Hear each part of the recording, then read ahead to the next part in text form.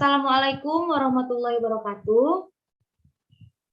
Waalaikumsalam warahmatullahi wabarakatuh. Bagaimana kabarnya hari ini anak-anak? Alhamdulillah baik, Bu. Alhamdulillah. Baik, sebelum pembelajaran hari ini kita mulai, Ibu minta ketua kelas untuk memimpin doa terlebih dahulu, Nak. Fatma, silakan. Baiklah teman-teman, sebelum kita memulai pelajaran hari ini, ada baiknya kita berdoa dahulu. Berdoa mulai. Selesai.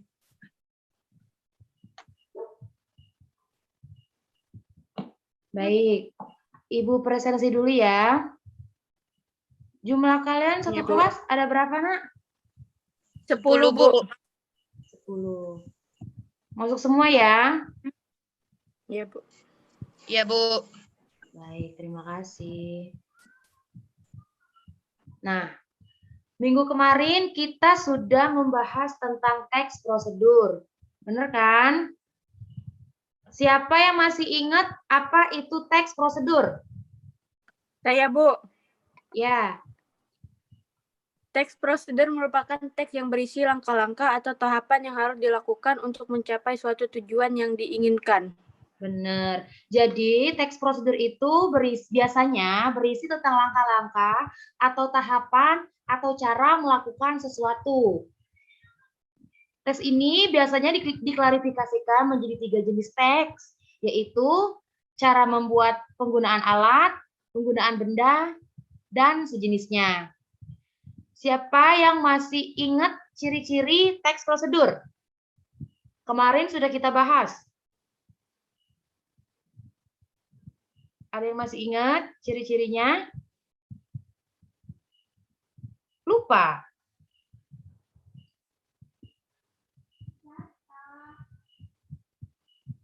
Ya, ciri teks prosedur itu biasanya berisi langkah-langkah kegiatan yang berupa poin-poin atau paragraf-paragraf kecil, ya, Nak, ya. Lalu biasanya teks prosedur juga menggunakan kalimat saran dan kalimat larangan. Kemudian disusun secara sistematis dan dijelaskan secara detail. Berisi informasi yang bersifat objektif. Terdapat bilangan urutan atau angka yang menunjukkan urutan atau langkah teks prosedur sendiri. Nah, setelah kemarin kita membahas teks prosedur, hari ini kita sudah sepakat akan membahas apa? Siapa yang ingat? Teks eksposisi. Teks eksposisi. Jadi hari ini kita sudah masuk ke KD 3.4, yaitu menganalisis struktur dan kebahasaan teks eksposisi. Baik, jadi tujuan pembelajaran hari ini, Ibu berharap kalian dapat mengkonstruksikan dan menganalisis teks eksposisi dengan memperhatikan isi permasalahan, argumen, pengetahuan, dan rekomendasi, serta struktur dan kebahasaan dengan tepat, tanggung jawab, jujur, disiplin, dan percaya diri. Sebelum kita masuk ke teks eksposisi, Ibu mau tanya, siapa yang tahu apa itu teks eksposisi? Siapa yang tahu? Ya, Bu. Ya, Fatma.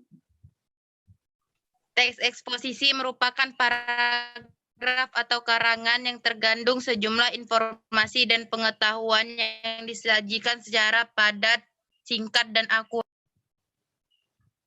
Iya, benar. Jadi teks eksposisi itu berupa teks karangan yang isinya berupa fakta-fakta yang sangat nyata, murid-murid. Di dalam teks eksposisi juga itu terdapat struktur-struktur teks eksposisi. Siapa yang sudah mencari apa aja struktur teks eksposisi?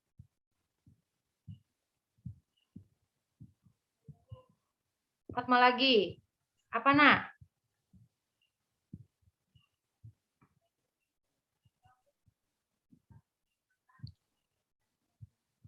Saya, Bu. Atau penegasan ulang. Bisa diulang, Fatma? Mungkin yang lain. Struktur teks eksposisi adalah tesis, argumentasi, dan penegasan ulang. Iya, dalam teks eksposisi sendiri itu terdapat 3 struktur ya nak ya. Yang pertama itu ada tesis, benar kata Fatma.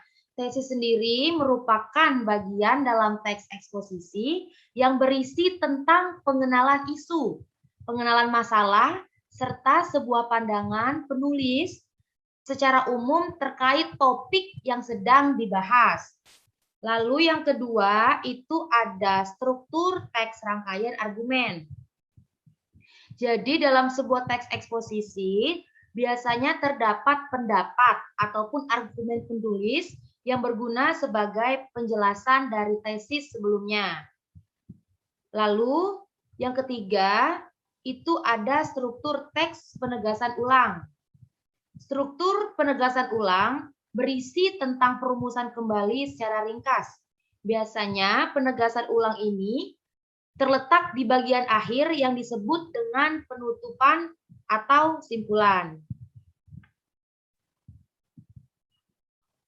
Lalu kaidah kebahasaan teks eksposisi biasanya berkaitan erat dengan unsur kebahasaan yang meliputi bagian-bagian penyusun teks eksposisi.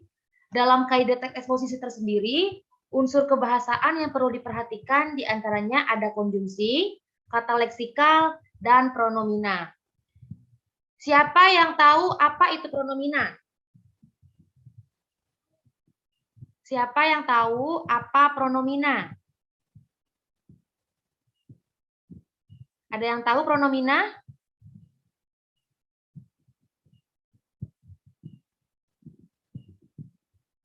Pronomina sendiri yaitu adalah kata ganti orang yang berfungsi dalam penggunaan pernyataan pendapat pribadi. Pronomina itu dikategorikan dalam 2 kelompok, nak, yaitu pronomina persona dan yang kedua pronomina non persona. Pronomina persona berarti kata ganti orang tunggal, persona tunggal. Misalnya dia, aku, kamu, saudaramu, dan untuk persona jamak, contohnya kami, kita, mereka. Lalu pronomina non persona sendiri yaitu kata ganti yang untuk bukan orang. Misalnya itu, ini, sini, sana, situ. Bisa dimengerti? Bisa, Bu. Bisa ya. Ibu lanjut ya. Iya. Nah, lalu yang kedua itu ada konjungsi. Siapa yang tahu apa itu konjungsi?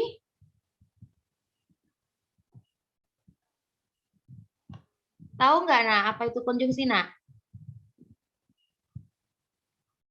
Fatma, dihidupkan mic-nya, nak.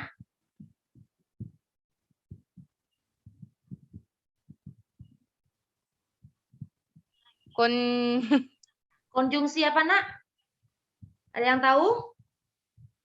Menghubungkan 2 kata.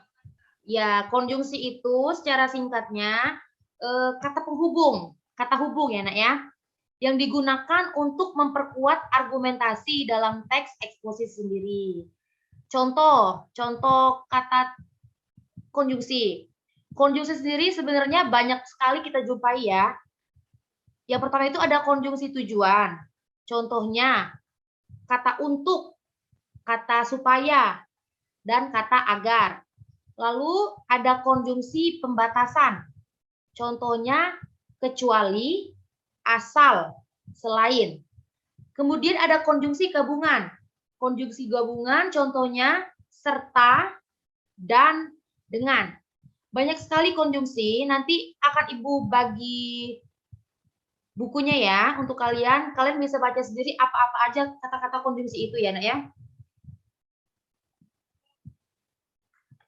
Ya, Bu. Ya. Lalu ada kata leksikal. Kata leksikal sendiri dipahami sebagai kosakata yang digunakan dalam penyusun sebuah paragraf atau karangan. Biasanya terdapat 4 kaidah, 4 jenis kata leksikal. Yang pertama, nomina, verba, adverbia, dan adjektiva.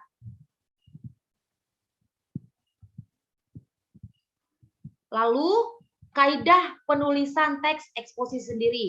Ada beberapa langkah untuk menulis teks eksposisi. Yang pertama yang bisa kita lakukan yaitu menentukan topik, lalu menentukan tujuan, kemudian memilih data yang sesuai dengan tema, membuat kerangka karangan, lalu membuat pembahasan dengan mengembangkan kerangka karangan, dan terakhir membuat kesimpulan. Dari penjelasan Ibu tadi, ada yang ingin ditanyakan? Atau sudah mengerti Tidak, Bu. semua ini? Sudah mengerti Sudah berarti? Sudah. Nah, kalau sudah mengerti, Ibu sudah punya sebuah tugas untuk kalian. Di sini Ibu sudah mencari apa itu teks eksposisi. Ibu sudah mencari contoh teks eksposisi. Nah, tugas kalian adalah menentukan struktur kebahasaan teks eksposisi itu sendiri. Di sini Ibu sudah mencari teks eksposisi yang berjudul Kemacetan dan Masa Depan Kota. Nanti Ibu akan kirim ke kalian contoh teksnya dan kalian kerjakan apa yang Ibu perintahkan, yaitu mencari apa?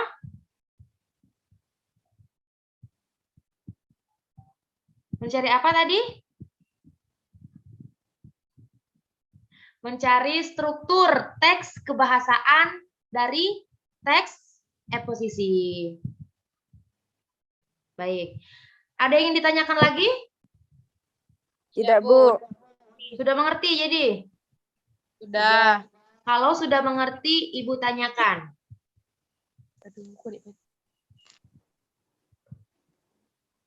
Tadi sudah Ibu jelaskan.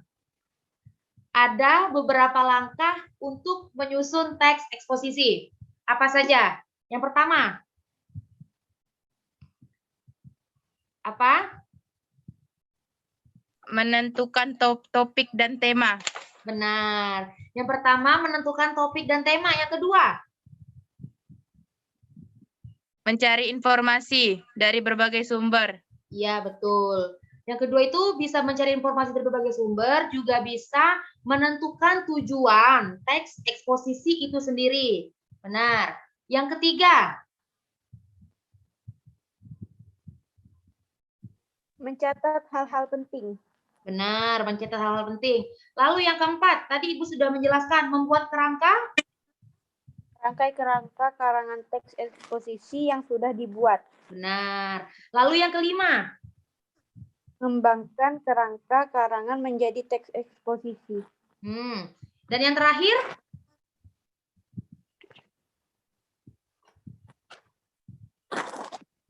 Yang terakhir? Membuat kesimpulan. Membuat kesimpulan. Ya, membuat kesimpulan. Sudah paham sampai di sini? Sudah, Bu. Baik. Ya, Bu. Ibu rasa cukup sekian pembelajaran kita pada pagi hari ini mengenai teks eksposisi. Ibu harap kalian selalu sehat semua, selalu patuhi protokol kesehatan dan tetap pakai masker, juga jaga jarak ya, Nak ya. Ya, Bu. Ibu tunggu tugasnya minggu depan dikumpulkan ya. Kalian sudah masuk semua kan ke Google Classroom Plus kita kan? Sudah, Bu. Sudah, Bu. Ya. Nanti di sana Ibu akan kirimkan tugasnya dan Ibu akan kirimkan contoh teks yang akan kalian cari struktur kebahasaannya ya. Ya, Bu. Ya, Bu. Ya. Sebelum menutup pembelajaran kita, silakan Fatma untuk memimpin doa terlebih dahulu.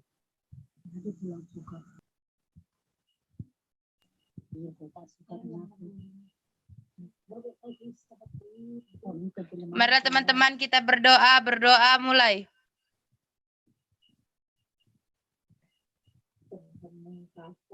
Selesai. Ya, terima kasih karena sudah bergabung dalam kelas hari ini. Ibu pamit. Assalamualaikum warahmatullahi wabarakatuh. Waalaikumsalam warahmatullahi wabarakatuh.